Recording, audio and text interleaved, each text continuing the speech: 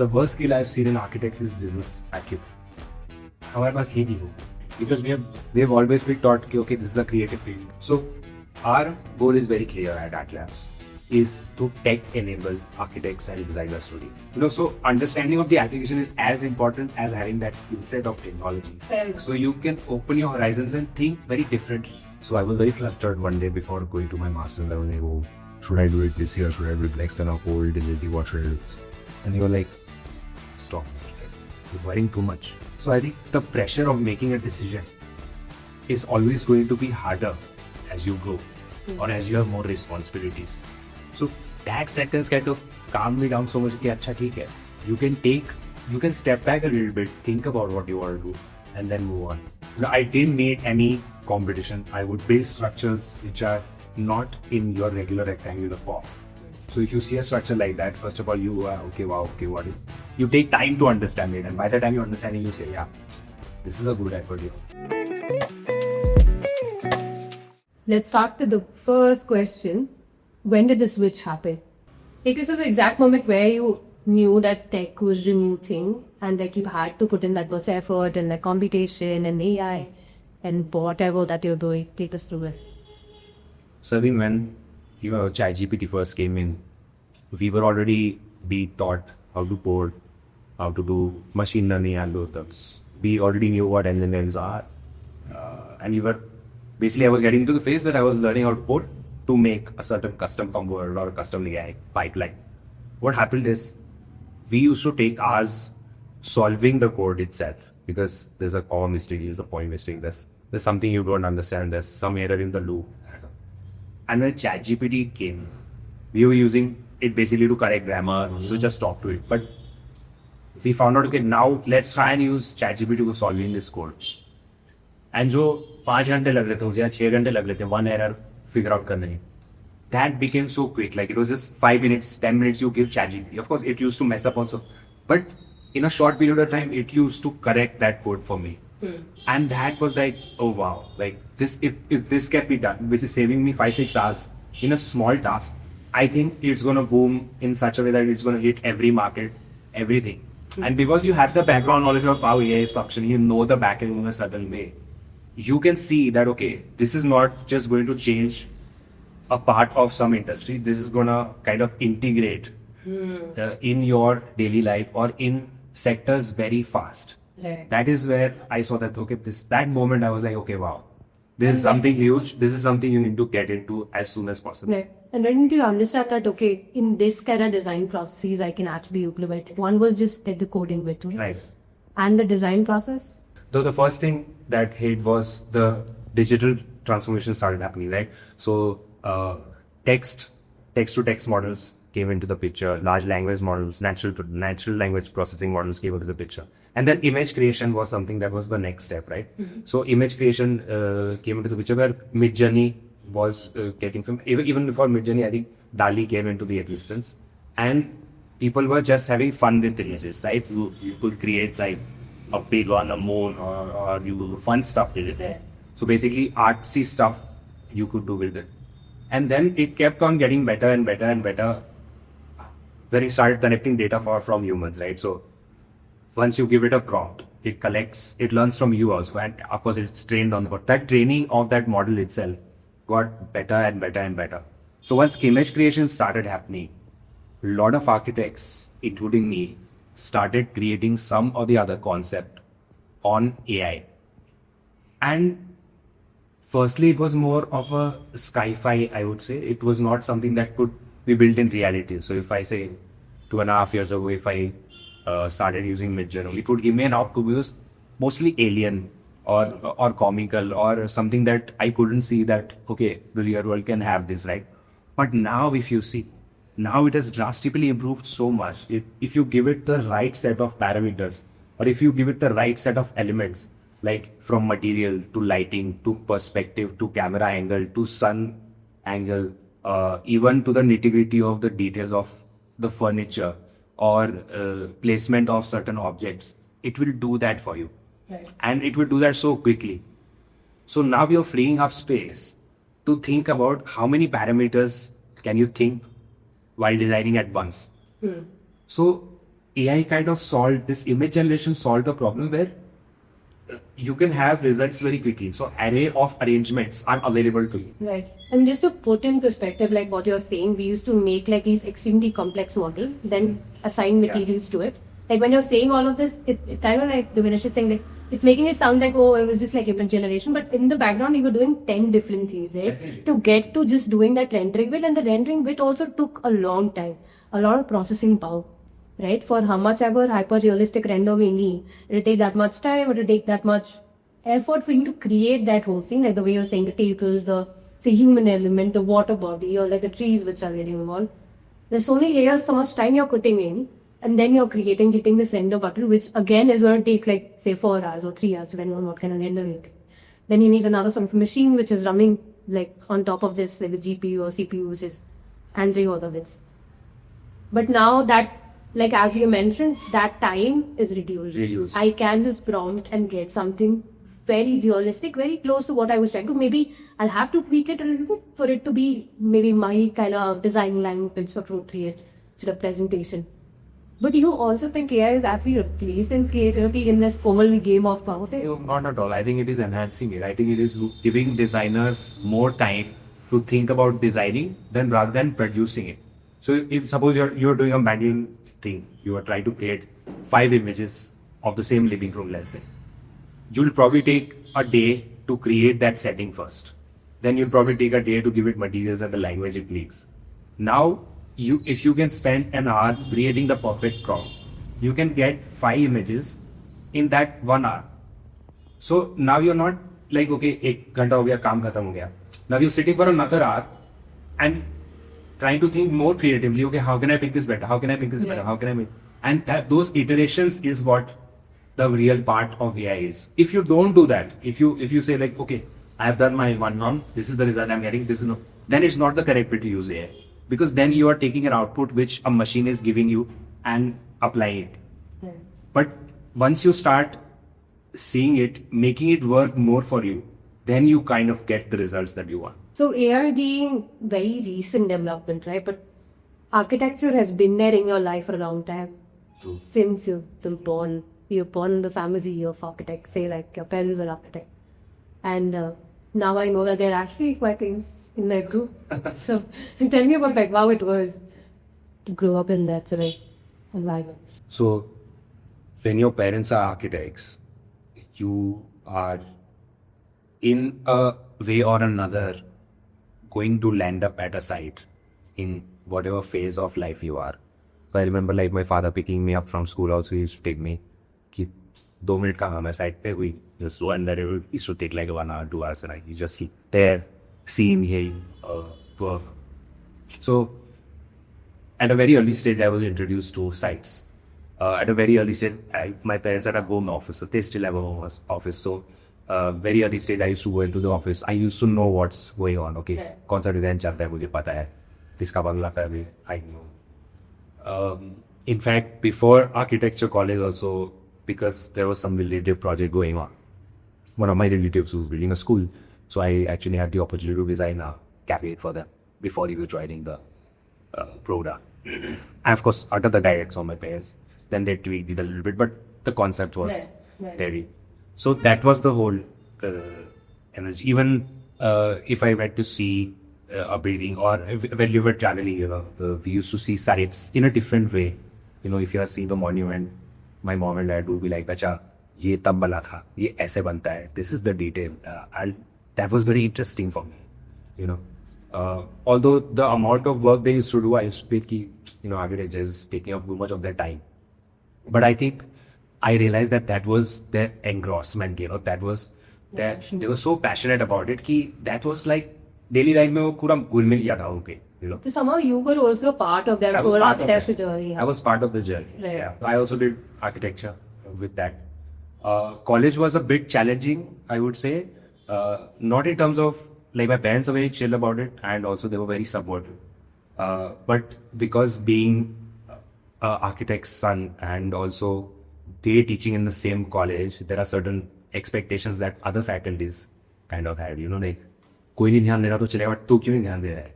Nepotism is not always good. That was not always good. So there was this unknown pressure environment that was created कि हाँ भाई कुछ तो करना पड़ेगा अलग, there has to be some edge that I have. Right. But what was like, where do you feel that you had that edge from like the people around you? Because see, for me, it's extremely different. Architecture happened in a very different manner. Like I figured out, and there's something called architecture in, let's say, in my 12th grade. And then I was okay, I think this could be something where there's an intersection of art, but also like technology. So maybe something I could explore. I don't think I actually thought about it in that depth also. But for you, you were already in it fully, right? Like there was full clarity of what you were getting into, at least. In terms of what I was going to be taught, yes. In terms of how my career would progress, although, yeah, so that edge was something that I myself did, kind of determined for myself because I didn't want any boundaries with the others. Especially when faculties I knew with a different edge. So I thought, okay, let's try and build something which nobody is doing. So, अगर faculty को ही नहीं समझ आएगा, so it's different for everybody, right? So when people were using AutoCAD, SketchUp and all, I shifted very quietly to Rhino and Grasshopper. This was back in 2015-16, but I was in second year time. It was very early, and that was on purpose because I wanted to rebel. That okay, I didn't need any competition. I would build structures which are not in your regular rectangular form. So if you see a structure like that, first of all, you are okay, wow, okay, what is? You take time to understand it, and by the time you understand it, you say, yeah, this is a good effort, And there were a lot of failures also. Like it was not like I made it and it was accepted. That it took time to get accepted. Yeah. So basically, whatever you saw in front of you, like AutoCAD, I'm sure your parents were using back then, and drafting and sketching and stuff. They're like, I've seen this, but what can I do better? Was your challenge in college? Like you were challenging yourself. I was challenging myself. I was saying, what is nobody doing? I will do that. Right. Is this also why you're getting into like teaching all of this, that people should have an edge in like, or like have this upskilling sort of mindset? No, edge तो किसी भी field में चाहिए तुमको. What? How will you be a differentiator? Right. If you're a student today, let's say design student today, you're studying in a batch of 40, 80. You're learning the same skill sets what your friends are learning. Okay, maybe you're interested in a certain subject and you're not very good at certain things, but you have to find something that will make you different from the rest, right? अभी तो studio का बात चल रहा है, ठीक है? College में 80 people are there. Every year, 24,000 students, about approximately 24,000 students pass out every year in architecture. With more or less the same skill sets. अगर चलो top के colleges निकाल भी दे हम 20-25 colleges which are like okay very good, you already have an edge अगर तू वो college में. बाकी के लोग are learning the same skill sets. And if you don't differentiate today, how do you think you're going to survive in a competitive market where the industry is changing so fast? Yeah. Technology is changing so fast. Your soft skills are also so important nowadays. Yeah. So I mean, one thing is just learning the software, but then application of software is so important. Exactly. It's not about, okay, I know AutoCAD, I know Sutter, I know AI. You might know 100 things, but the application bit matters a lot. So for me, maybe like I would say, if you're learning a skill, learn application bit as well. True. Right? True. You don't have to know 100 things, depending on like how you want to grow the PS. But then also, maybe like come back and like have a perspective of how this application actually makes sense to you. But I have a point in that. Okay, fine. You have to know the application, but sometimes the tech also guides you towards an application. If you have that skill set in your palette, let's say you are a painter and you have so many colors. Okay, the skills are your colors. Now that will show you what you can create. So understanding of the application is as important as having that skill set of technology. Fair. So you can open your horizons and think very differently. And the more early people get into thinking out of the box, which is always pushed in architecture college, but still a little bit outside the frame of what everybody's doing. At least in India, there is a frame, a box still. I don't think they've let us outside the box. I think they will tell that, okay, design is like you need to explore, imagine, but the moment you start pushing the boundary in terms of like this much cantilever or this and that, and they're like, wait, stop. This stop shouldn't happen, I feel. True. And as I was saying, tech actually enables you, right? Like you're actually understanding why and how, and the mathematics behind it, like, so that.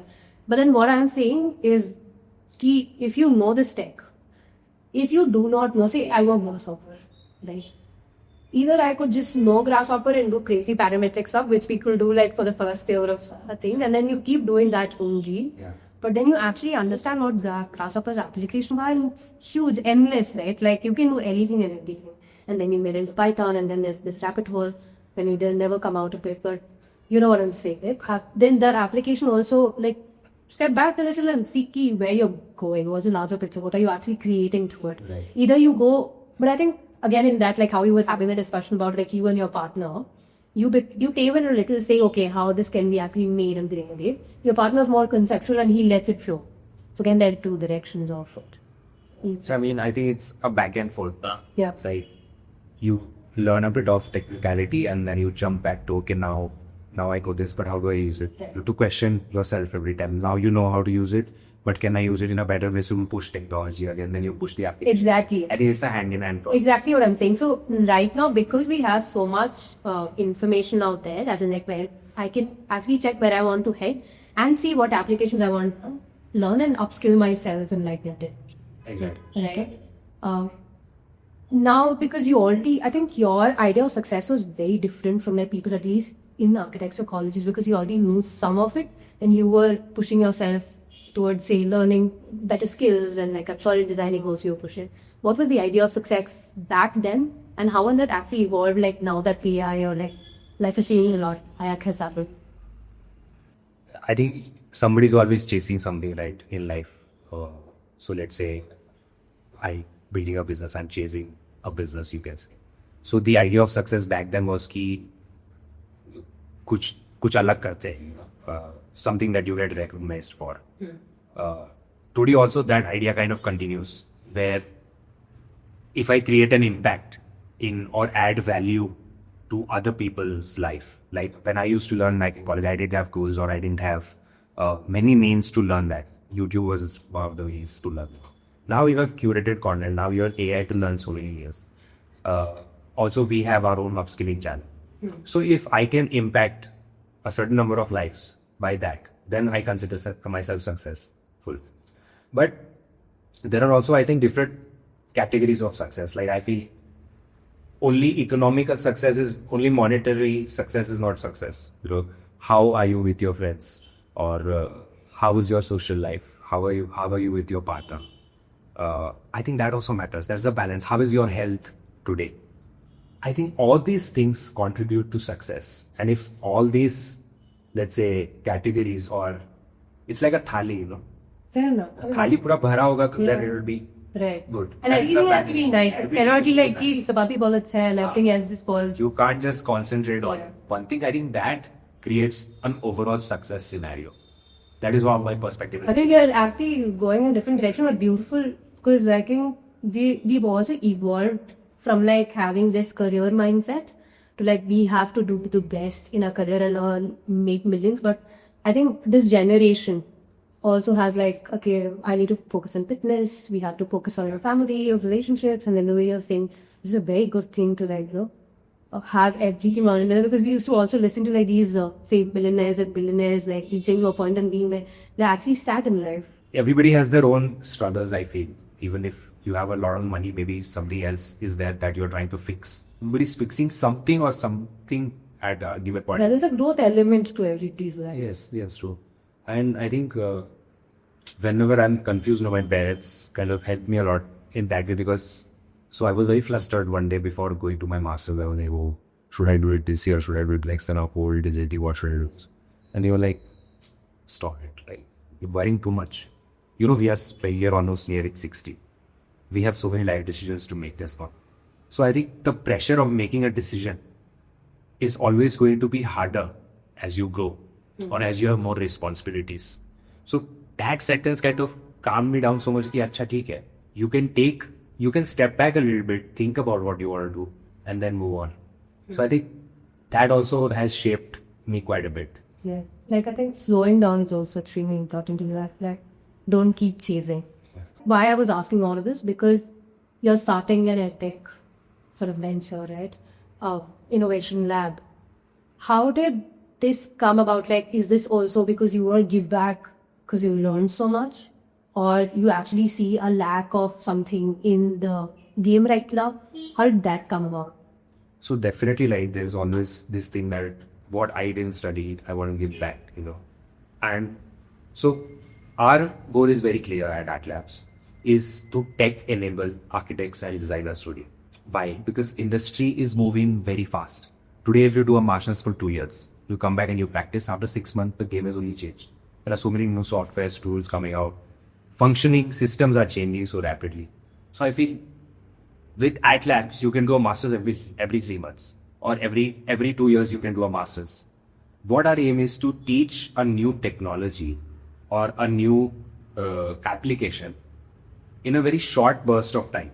So it's not just the industry moving. People also want it to be fast. You are learning faster, so you can apply faster. Everything is quick today. Yeah.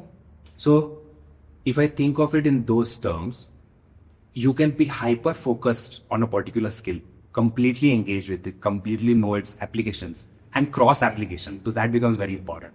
How is it connecting to other applications in a very short period of time? And that is what Atlas provides. So I had met a designer at Flipkart, senior most designer in India, and he was telling the same thing, like you need to understand that now you need to have wider knowledge, because depth you can get through AI also, like help of like research and the background and stuff like that. But you need to keep doing this, like learning, like going, I think we'll be using upskilling a lot in this podcast, but like upskilling yourself every moment you see, okay, this is something new and this is going to help me. You need to go back, learn, come back again, like apply, and then keep doing this. And like keep, I think, widening your horizons as much as possible. Also, like the way you spoke about, you need to also know other kind of designing which is happening. There can be like product designing you want to get into, architecture you want to get into. I think you can do most of it if you understand tech behind. And now tech is also overlapping, right? Like if you know, say, the kind of AI tools you've told, that can be applied in therapy, but that could be applied in, say, product design, in architecture, any designing per se, like at least the ones which we visualize. Because you mentioned this, I think here we are talking about how the industry is heading and what's the future. So what do you think the future is of design? I think the future of design is firstly collaboration, and something I like to call is hyper generalists. What is that? Is collaboration is going to be so much important in the future, where let's say you are designing a facade, right? You have to consult the structural engineer. You have to consult maybe a robotics team. You have to consult, okay, how my MEP is going to function with this facade? What is the engineering behind it? So there's a lot of collaboration that is going to take place, because there is going to be some sort of specialization involved in each and every stage of design. Now, coming to hyper generalists, what do I mean by that is, even if you're a specialist, let's say you're a planner today, you need to know how am I going to achieve this goal by using all my palettes or all my skill sets. So you need to know coding. You need to know how robotics is functioning. You need to know how computationally you can achieve planning. You need to know how participatory design works. You need to know how climate scientists work. So this is hyper generalization, where you are specializing, but then you're picking out each and every generalized role where you're supposed to collaborate with that person. And that is where AtLabs makes a difference, where we are teaching them different hyper special skills.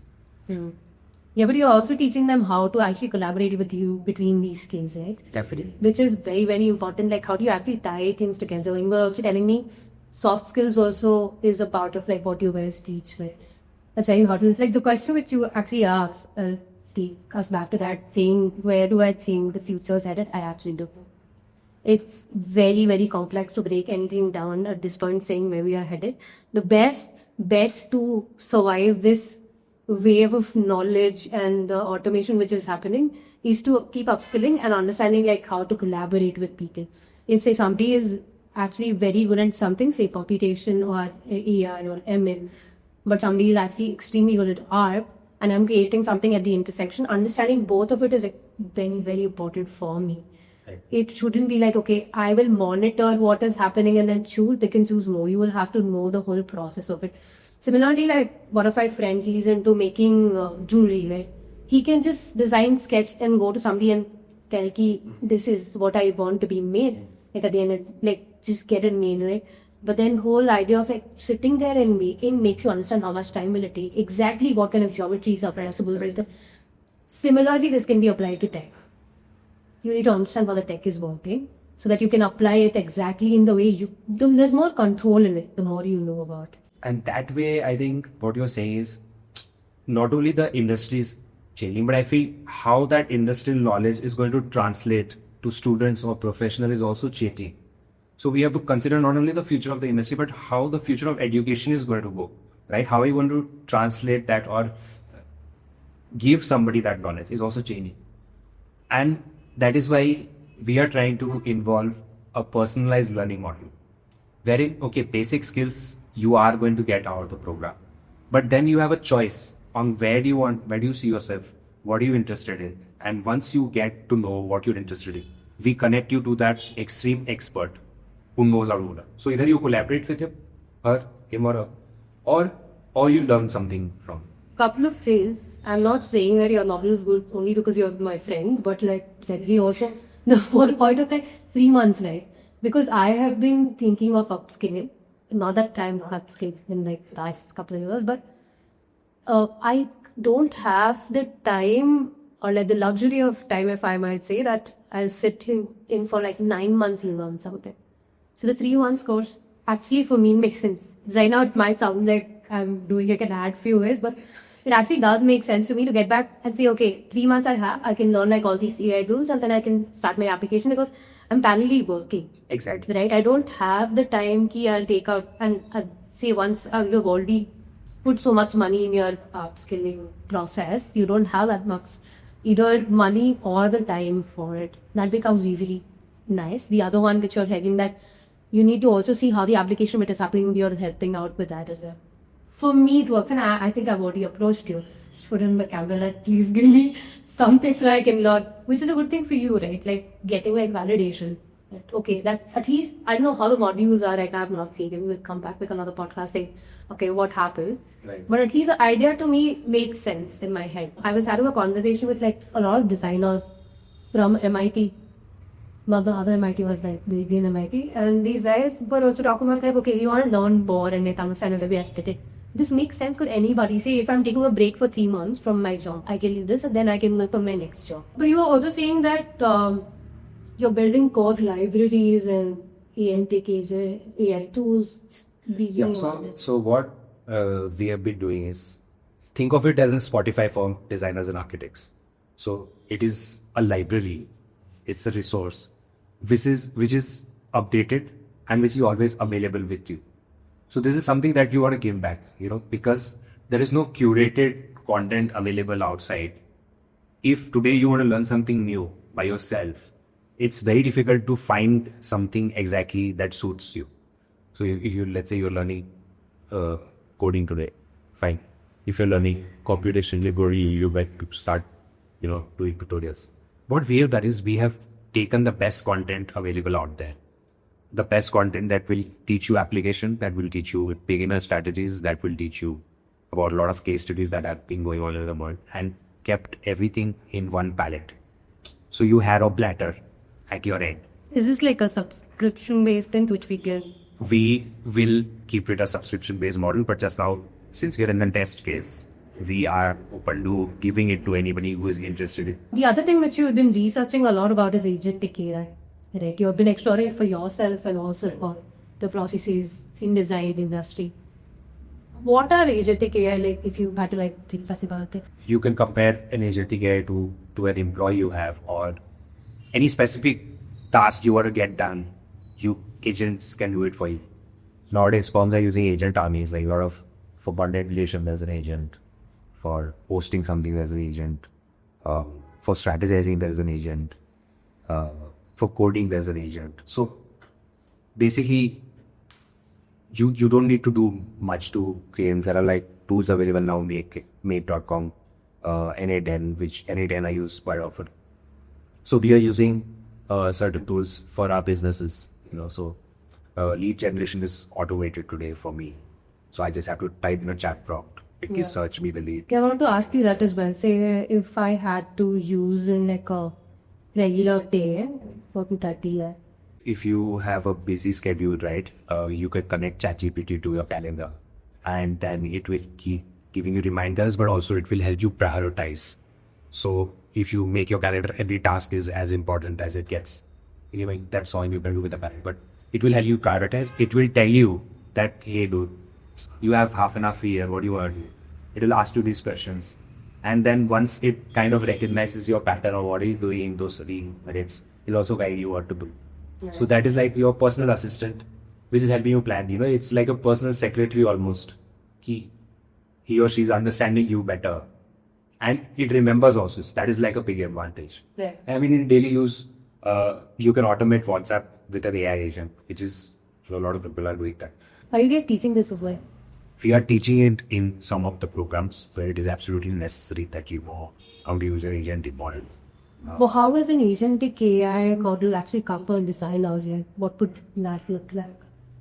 Let's say you are kind of trying to derive certain concepts, but you already have an existing office and you've done like 50 projects or 10 projects already. You maintain the same client, right? Every time a new project comes, you can have an agent for setting up the brief and everything.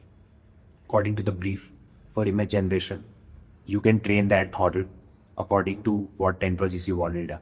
So when you type in the command, it gives you not a random output, but it has already learned what you have done in those past 10 projects and it will give you that output. Now this can be done in 2 ways. Agentic AI also has, but there's something called ConfUI. ConfUI is a tool where you can integrate all AI tools out there. So let's say E5 is there, Midjourney is there, Leonardo is there, Runway ML is there. You can take a component from Runway, attach it to Midjourney, and create something of your own. You can create your own custom pipeline, which gives you much more flexibility in terms of what your output could be. And that is a game changer. So I see people chasing tools, any tool, new tool comes out, to go and explore it. Okay, fine. Exploring is good. But what's going to remain are these open source AIs, which are a bit, in the beginning, are a bit, difficult to use because of the interface. It's based on visual coding. But once you get into it, there's a whole new world. You can create a 3D in it. You can do it for animation. You can do image generation. You can do voice generation. You can do everything in one open source tool. Yeah. Complexity and the comprehensibility, if I say, can be achieved with an open source AI tool, which is something called ConfUI. And you don't need to probably go anywhere else because all the tools are a plugin in that. Yeah. So you have everything at your disposal. And this is what you were telling your teacher, right? ConfUI. Yes, we are at an advanced level. We are doing that. Okay, let's go to some fun stuff to it. Okay. Fun stuff. And like taking out all the frustration. What kind of education change would you like at this time? This is one thing which is upskilling, but you know how architecture is. You enter in terms of institutional Institutional. Yes. See, I think Academia. institutions, what they're doing great. Okay, like they are setting up the foundation. That's okay. They're setting up the foundation for you. They are setting you up for how you think, and they're teaching you how to design, which is once you come out, it's 10% of your job. Other stuff you have to learn. So what they're doing great, but they're missing out on most of the part, right? So the best way today, because institutions cannot adapt fast. They're not a fast moving industry. They have rules. There is regulatory bodies giving them guidelines. Administratively, they have to do this. They have to figure out a lot of stuff. So the best thing today an institute can do is collaborate. Is to get people who already know different stuff. Okay, you're teaching the theory class, but somebody who has already done it practically should be there to tell them how it actually functions. This is one thing that colleges should do now. And this doesn't have to be like on a regular basis. This can be weekly, twice monthly, so that students at least get an exposure. Today, the biggest problem we have with institutes are that they operate in a bubble. So let's say you went into some college, you know their faculty, you know the professors that come there, you know कि मेरा दोस्त ये firm में काम कर रही है. You have a perception कि this is my world, right? Once you start learning outside, so when you're at college and you try and learn something on your own, you figure out there's a much more bigger world out there. I think one thing is the kind of teachers who are there in colleges, very rarely, or like say 10% of the teachers who have already worked in the field are there in the education department, in architecture specifically, which if they were extreme researchers, I would say yes, that makes sense. But then I do not see that kind of skills. That's when, like, when you're saying these are again, these are people who are already in the industry, extremely important. Either if they've stopped working in it, like get them full-time faculty, somebody who's already worked. Like there has to be these many years you've already worked. Or either or, like you come like once in a month, take some time from your practice and like come and teach. That's extremely important. And wide variety is should be pushed. From your material researches to computation design to facade design or to UI UX, get these people who are actually doing good, and then it should have, let's say, many workshops, and like if people are actually responding to it well, then get them for a longer period of time. But then listener interaction, I think every podcast whenever we have spoken about design, this has been like one of the most important topic we talk about, that education. I think you are the most positive person sitting here talking about, yeah, I mean, things are good. I don't think so. Things are not the best, I would say. Yeah. There is a lot of improvement that can be done. Yeah.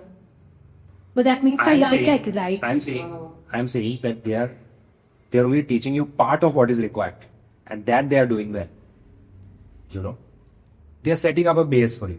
But other than that, you need so many skills today. Like the worst skill I've seen in architects is business acumen. हमारे पास है नहीं वो, because we've always been taught कि okay, this is a creative field, this is a professional field. You have to idolize what you create. You have to respect it. You are not here to sell your work. You know, you're not selling yourself. No, you have to sell yourself. It's a different game altogether today. Yeah. Even so, a lot of people I teach, a lot of students I teach today are unaware about GIS or even grasshopper to an extent. They're alienated from them because faculty still kind of teaches them the rudimentary way, which is you have sketch first, you have to let's use AutoCAD, let's not go to hi-fi softwares and stuff in it. But okay, sketching is important, but to an extent. Like after that, you have to jump to something else so that you can match up or at least be creative enough to get to some output. I think edtech is becoming, in these terms, even for upskilling, becoming really important. What is your take on edtech right now? The big players, are they like dominating? Or I think like people like you guys are going to like actually dominate at some point because you are creating this sort of a niche, which is, I think a job blow up. So I think like let's understand edtech, how it is structured today, right? So there are, I think, 4 to 5 categories of people. There's edtech for children 0 to 8, then 0 to 8 to 40. There's a different set of children where they're going to school but they need an extra skill like coding. So White Julia did that very well. In fact, market they captured very well. And after that there's topper, where parents enroll their children because you will score good. It's like a tuition for you. So it's a tuition, but it's online and it's in collaboration with a lot of experts. Then comes entrance exams. So there's NATA, there's IIB, GIDP. So a lot of edtech was in that sector where there's a compulsion actually to kind of do the course at a cheaper price so you can clear something. So it's like you want to transition to some place so that was like a fear se log karte the wo. Upskilling you're doing for where you understand the subject, you understand the gravity, you understand the market, and you want to learn so that your career can advance. You're not necessarily thinking about the return on investment here. You're trying to understand how this technology or how this learning will help me open up my horizons so I can do something different in the world. So this is where the market is shifting. So if you see last 5 years, you must have heard Anupam Mittal saying education was पूरा शमशान घाट पड़ा हो. So why is he saying that? Because a lot of IIT edtechs started forming in that era. There was a lot of competition in just acquiring a customer because everybody was teaching the same thing. Everybody was promising you that learning from us, you will clear this exam, you will get this placement. And that is how it spoiled the name in a way for edtech. And now it's changing drastically where people are understanding that you are not necessarily learning to clear something. You are learning because you understand that, and that can significantly boost your career. So upskilling is not after 18 or it's only limited to school or anything. Upskilling can be any phase of your life, whether you're a professional, whether you're a student. I have people who are professionals practicing for 30 years. They want to learn AI because they understand that the market has shifted. They are not here to clear something. They are here to make the job more efficient. Right. So that is how the market is shifting towards upskilling, not to just clear something and get something out of it. I'm curious about how is AI also helping people to learn? One is helping people to like apply all these things, like generally saying workflows and stuff. But then in terms of just learning, how is that? Because I keep learning a lot and I keep making. So what do you learn? I don't think I end up learning anything. But like if I had to get into something, I mean, do a lot of research and make like 3 months plans in advance and like get into it. Is that something which you guys are also putting in the workflow? How is it gonna be? Or So it's not like AI will give you the answers for everything. If you have a pre-based knowledge of a certain subject, let's say today the medical industry, right? Medical industry is trying to solve problems for years. A lot of problems have been solved after the AI has come into existence because it can take information from various sources and see how it links together and find that solution for you. But for that, you need to understand what you are trying to find also. The idea about AI today is a lot of businesses, a lot of micro business owners are using AI. So they can do their work more efficiently. They don't need to employ people to do that. But they're still able to do that work because it's much faster and much more efficient. So that is how AI is taking over slowly. and then the same thing is gonna be in education also, right? When you're learning something, you can be efficiently. As if a lot of researchers you can get heat about them. I don't know if they're paying them or not. At least researching is happening for sure. True. I think if you're researching something, Perplexity AI is the best. Yeah. It gives you links. It generates a lot of information, concise it for you, and then of course you can make Agentic AI to integrate it with Zapier and other Zotero and other documents where it can also fill in information for you. So yeah, a lot of research-based work is happening. A lot of digital creation is happening due to AI. So AI has hit the digital market very fast. The other markets are still to come. Tell us few AI tools which you should be using for different help applications. Depends on what scale of project you're doing. Like, let's say we take 2 examples here. We say one is a corporate building tower, and one is a very high-end university, which is like highly customizable. So the most AI you can use is if things are repetitive, things are very structured in a particular manner. AI can do that very fast. So almost 50% of the tower you can automate. Whereas if you're doing a highly custom villa for somebody, there's a lot of nuances involved. So you'll be able to maybe do 15 to 20% job on AI. So starting from both like the design phase, I think Midjourney, Perplexity can be able to kind of concise your brief you get from the client. Midjourney, Leonardo can be very good once you start conceptualizing. Then comes the rendering stage. Okay, like you finished your output, now you want to test out a bunch of stuff. So you can go for DeFi renderer, you can go for LookX. Even ComfyUI is great there because you can kind of train your model on the basis of and create your custom pipeline, custom model. And then also there is other things like really to polish further, where you can use LoRa tools again to completely customize your model. So let's say in the villa segment, you can use a bunch of pre-notion plugins and you can customize your pipeline to that, which you don't require to do it in a tower because it's already repetitive. So that already has been done by AI. So these are some of the tools you will use. What advice will you give a 20-year-old stepping into it today? First, I would give myself would be, and if I was 20 years, I think you need to listen to people. I think you need to talk to as many people as you can to understand what is out there. And try and find a differentiator for yourself, because only that will give you a winning edge here. If you think you're putting in 100%, just put in like 1 inch of work or 1 extra effort so that you are a little different. I think that is what is more important. And I think listening is crucial. If somebody is giving you advice, or even like today, running a business, I have to listen to students giving me feedback. So, भले मेरे से 10 साल छोटे, but he's my client, और मेरे से 30 साल बड़े, उनका अलग perspective. So I think understanding a lot of perspectives very early on in your age will kind of open off your mindset. But also listening to younger people, because they have evolved in like grown up in a very different manner, and they are your next clients. No? It's so important to talk to like say 20-year-olds or like say even like teenagers. I mean, like, they are the future. Let's say. Yes, they're being one thing being future, the other thing they're born into AI generation, right? So that's very Natives. correct. We are not. We are adapting to it. They are born in very different scenarios out here. The way they think, the way they're born in social media.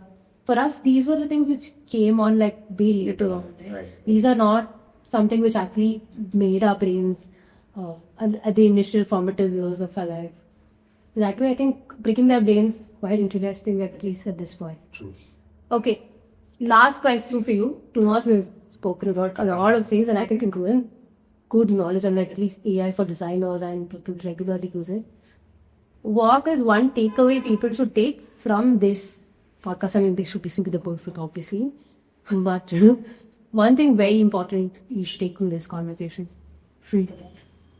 I think one should never stop learning, or never get stuck if they feel it's not working out. You need to just go for it at one point. And people take a lot of time making decisions today. I think you should think a little, take the decision, make the mistake, and then learn from it. So keep the ball rolling and keep executing what you've thought of is very important instead of staying stuck. And if you feel that, oh, acha, ye try nahi, because you'll regret not trying instead of, letting it go. So I think that is the biggest takeaway one should take. That's perfect. I second that. Thank you for coming. It was amazing having you. Of course. Me. Yeah. Thank you for having me.